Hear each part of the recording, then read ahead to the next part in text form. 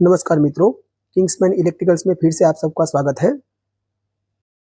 दोस्तों, आज का हमारा टॉपिक है कि कोई भी ट्रांसफार्मर के अंदर एसटी की कंपेयर में एलटी का करंट ज़्यादा क्यों होता है। तो मैं आज इस पूरे वीडियो में आपको समझाऊंगा कि एसटी की कंपेयर में एलटी का करंट बढ़ क्यों जाता है। तो वीडियो चालू होने से पहले अगर आपने मेरा चैनल सब्सक्राइब नहीं किया है तो पहले मेरे चैनल को सब्सक्राइब कीजिए। देखिए दोस्तों, ये हमारा एचवी साइड का है। देखो आप में दिख रहा है उसका कंडक्टर का साइज देख सकते हो, थोड़ा ज़्यादा बड़ा है। और इसकी कंपेयर में आप ये देखो, उसका कंडक्टर और जो बूसिंग है उसका साइज छोटा है। तो ये एलवी है और ये आपका है एचवी।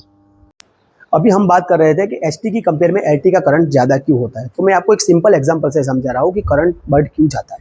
अभी देखिए, मैं आपको एक सिंपल पानी के पाइप से समझा रहा हूँ। देखिए, ये अपना पानी का पाइप है, ये बड़ा पाइप है बराबर। तो इसका एरिया बड़ा है। अगर यही पाइप को मैं आगे जाके छोटा कर देता हूँ बराबर, और इधर से मैं 100 लीटर पानी डाल रहा हूँ बराबर। मैंने आपको बाहर दिखाया कि एचटी साइड का जो कंडक्टर था उसका साइज बड़ा था, बाहर मैंने पहले आपको वीडियो में दिखाया, और एलटी साइड का छोटा था। तो अभी क्या हुआ, जब क्या होता है, अगर मैं इधर से 100 लीटर पानी डालूंगा, इधर 100 लीटर ही निकलेगा। पर फर्क क्या है दोनों में, इधर फ्लो ज़्यादा रहेगा और आपका प्रेशर कम रहेगा, क्योंकि एरिया ज़्यादा है। तो पानी धीरे धीरे जाएगा बहुत सारा, पर एकदम शांति से जाएगा।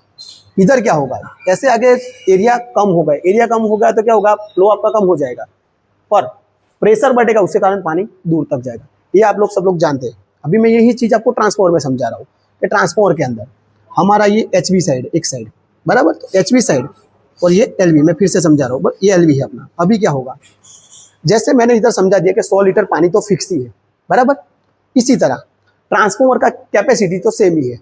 उसमें आप क्योंकि देखो, अपना पावर का एक इक्वेशन है, P is equal to V I. ये सिंगल फेज के लिए, और 3 फेज के लिए है P is equal to √3 v आई।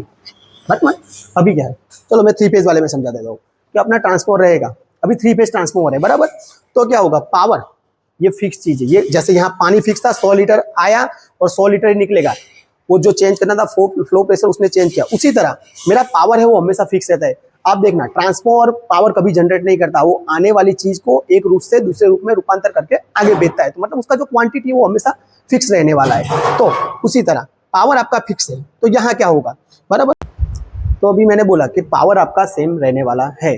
तो पावर किसका मल्टीप्लिकेशन, अगर 3 फेज है तो मतलब इन शॉर्ट आप गिनो तो वोल्टेज और करंट को मल्टीप्लिकेशन से आपका पावर बनता है। तो क्या होता है, सिंपल एग्जांपल दिखाओ।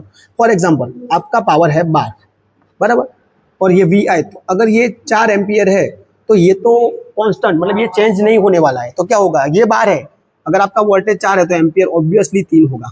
अभी आपका करंट 2 हो जाएगा तो वोल्टेज अपने आप 6 होगा, क्योंकि इसको ये मेंटेन करना है बराबर। तो ये 6 हो जाएगा।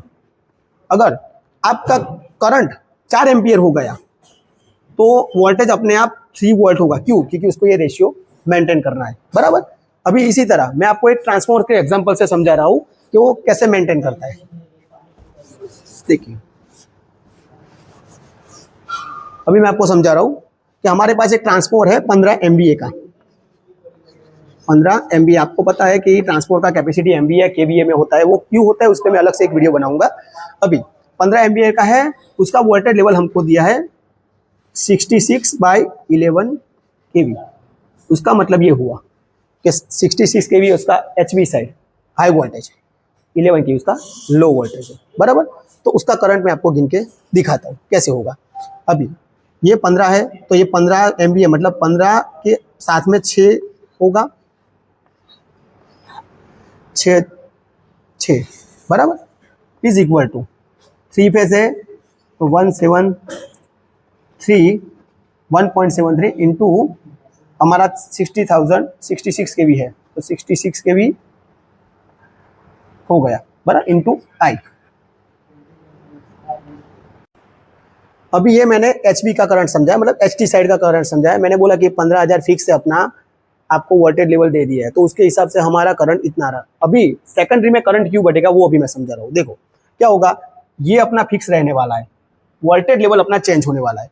तो फिर से मैं दिखाता हूँ, 15 MVA मतलब 15 के इंटू 10⁻⁶, मतलब 6 जीरो आएगा, इज इक्वल टू 3 फेज है इसलिए 1/√3 उसका जो रहता है वैल्यू 1.73 इंटू अभी जहां मैंने यहाँ एचपी के साइड अपना 66 के मतलब 66,000 वोल्टेज था, यही उसकी जगह हमने 11 के उसका स्टेप डाउन करके वो 11 के भी कर रहा है, तो वोल्टेज डाउन किया उसने, तो 11 के भी आपका वोल्टेज हुआ और करंट हमको ढूंढना है। अभी क्या होगा करंट के लिए I इज इक्वल टू, फिर से ट्रांसफॉर्मर का कैपेसिटी तो वही है क्योंकि एक साइड एचपी था एक साइड एलवी है आपका, तो ये एलवी साइड का हम करंट निकाल रहे हैं बराबर, तो 1.73 इंटू 11,000 और इसका आप निकालोगे तो आपका करंट आएगा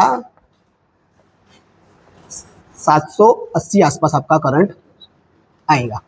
अभी क्या हुआ क्यों वोल्ट करंट बढ़ गया, तो मैंने यही आपको दिखा दिया था कि वोल्टेज और करंट मिलके पावर है, ये कांस्टेंट चीज है, ये कभी चेंज नहीं होती। तो ये क्या करता है इसको पकड़ने रखने के लिए, अगर आपका करंट बढ़ा तो वोल्टेज डाउन होगा, वोल्टेज बढ़ा तो करंट डाउन होगा, पर ये इसको कांस्टेंट रखती है। तो यही हमारे एग्जांपल में मैंने दिखाया कि आपका जो 15,000 पावर वो फिक्स था, तो क्या चेंज हुआ, तो हमारा वोल्टेज बढ़ा, वोल्टेज ज्यादा था तो करंट कम था, क्यों, क्योंकि इसको मेंटेन करना था।